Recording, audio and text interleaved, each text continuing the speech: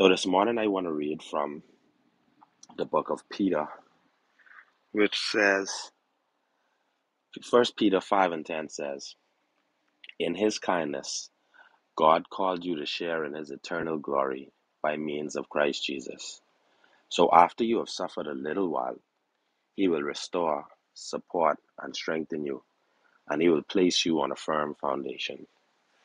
And today I am grateful for these same words right here that God let us know, which was, after you suffered for a little while, he will restore, support, and strengthen you, and he will place you on a firm foundation.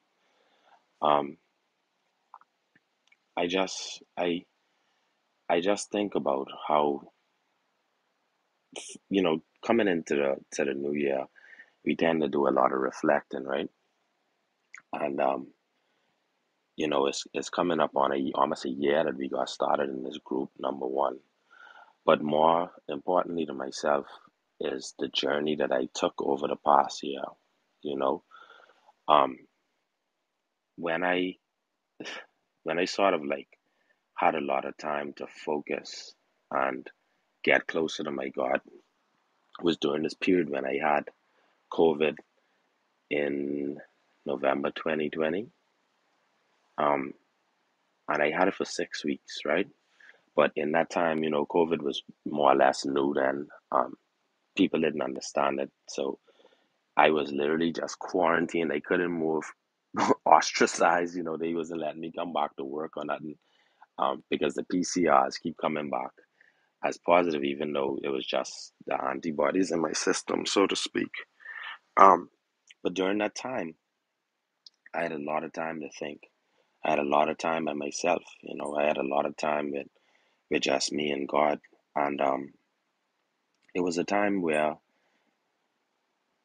instead of deferring from His word, I drew more closer to His word, if that makes sense. Because it's sometimes like we get in these situations in life, y'all, and it's so easy for us to get angry at God. Like that's like the easiest thing for us to do, you know, because we could just turn to Him and we could be like, man, why me? I done gone through this before. Why me? Why you choose me to go through? I going through things. I facing financial struggles. I going this. Like, why you doing this to me? You know? And sometimes we got to turn to God and just be like, try me, you know? Try me. See what I could bear. See what I could take. I know that I good for it. I know that I strong enough. And in this particular verse, the author, um, can't really say Peter because they still can't attest this one to Peter, but the author says, so after you suffered for a little while, he will restore, support, and strengthen you, and he will place you on a firm foundation.